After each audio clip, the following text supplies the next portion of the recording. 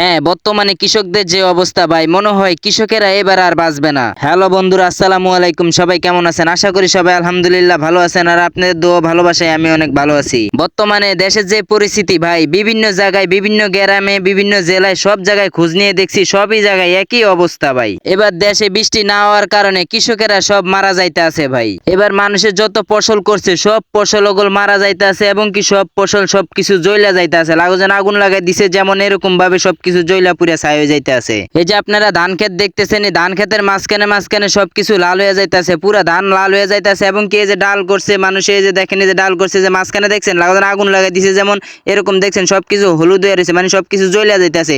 এই যে আমরা এই যে চাউমিন করছি, এই যে তাও মনে করেন সবকিছু লাল হয়ে রয়েছে, লাল হয়ে রয়েছে, কিছু সবুজ হয়ে রয়েছে, মানে আস্তে আস্তে সবকিছু মরে যাইতেছে। আর মরে যাওয়ার কারণ হলো এবার কোনো বৃষ্টি হয় না দেশে, ঠিক আছে, বৃষ্টি না হওয়ার কারণে। এই যে আমার সামনে দেখতেছেন এই ধানটা বাইরেছে, দেখেন এই ধানটাও কিন্তু লাল হয়ে যাইতেছে গা, ঠিক আছে। আর মাঝখানে মাঝখানে পুরো ধান লাল হয়ে যাইতেছে, আর লাগান কেমন সবকিছু মরে যাইতেছে গা। বৃষ্টি না হওয়ার কারণে দেশের যে পরিস্থিতি আল্লাহ জানে। দেশের জন্য একটু সবাই একটু দোয়া করবেন। আমি আসছি আমাদের ঘাস কাটার জন্য, দেখেন এই যে ঘাস খেতে আসছি, আর এত পরিমাণ গরম ভাই, এবারকার মতন গরম মনে হয় আর কখনো পরে না। আর যে পরিমাণ গরম লাগতেছে, এই যে ঘাস কাটতে আসছি, এখন গরুর জন্য ঘাস কাটা বাড়িতে নেবো। আমি অল্প কয়েন ঘাস কাটা পুরো তো আমি হরান হয়ে গেছি গা। আমি ঘাস কাটতে তেমন একটা আসি না, মাঝে মধ্যে আসি, আর আমি ঘাস তেমন একটা কাটতে পারি না। আব্বু গেছে একটা বিয়ের দাওয়াত খেতে গেছে, তাই উনি আস্তে আস্তে লেট হবে, তার জন্য আমি নিজে ঘাসটা কাটা ফেলি। আর আইসা দেখি ভাই এত পরিমাণ গরম আর এত পরিমাণ রোদ, পুরা জয়লা পুরা ছাই হয়ে যাইতে আসি গা। ঘাস কাটতে কাটতে দেখি হঠাৎ আব্বু চলে আসলো, আর দেখেন যে আব্বু ঘাস কাটতেছে। আব্বু এসা কয়ে এইভাবে নি ঘাস কাটে, পর আমি তো পারতেছি না, পর আব্বুকে দিয়ে আমার দিয়ে আমি ঘাস কাটা নিয়ে যাই, আমারটা আমি কাটি দিয়ে কিভাবে ঘাস কাটতে হয়। পরে যে আব্বু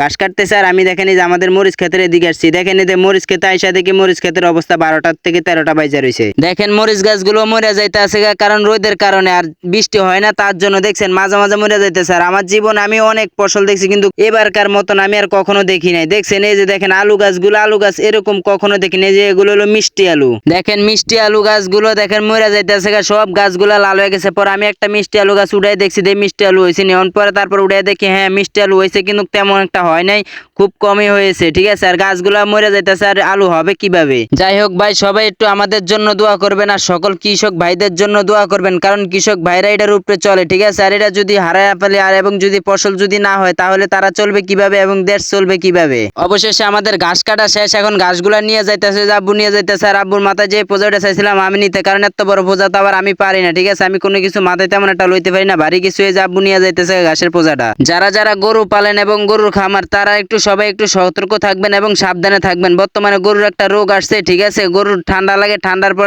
কাশি হয়, কাশির পর জ্বর আসে। গরুর বর্তমান অবস্থা খুবই খারাপ, আর গরুর একটা রোগ আসছে, সবাই একটু সাবধানে থাকবেন। বিলে খেলে যদি গরু বাইন্ধা রাখেন, গরু বানবেন না, গরুর ঘরে রাখবেন। আমাদের গরুটার একটু সমস্যা হয়েছে, তার জন্য এটার ওষুধ খাওয়াইতেছে। আর গরুর একটু সমস্যা হলে আমার আব্বু মোটামুটি চিকিৎসা করতে পারে, আর উনি মনে করেন গরুর চিকিৎসা মোটামুটি হোক করতে পারে, তার জন্য নিজের গরুর চিকিৎসা নিজে করতেছে। হঠাৎ করে বাসায় আসলাম, আয়সা দেখি এই গরুটার সমস্যা হয়েছে, আর গরুটা কাঁপাকাঁপি করতেছে, গরুটা ঠান্ডা লাগছে, ঠান্ডা থেকে জ্বর আসছে, আর ডাক্তারে ফোন দিছি, ডাক্তার আসতেছে। সবাই একটু দোয়া করবেন। আজকের মতো আমার ভিডিওটা এই পর্যন্ত শেষ। সবাই ভালো থাকবেন, সুস্থ থাকবেন, শরীরের প্রতি যত্ন নেবেন, আর আমার জন্য দোয়া করবেন এবং আমার গরুটার জন্য দোয়া করবেন। আল্লাহ হাফেজ।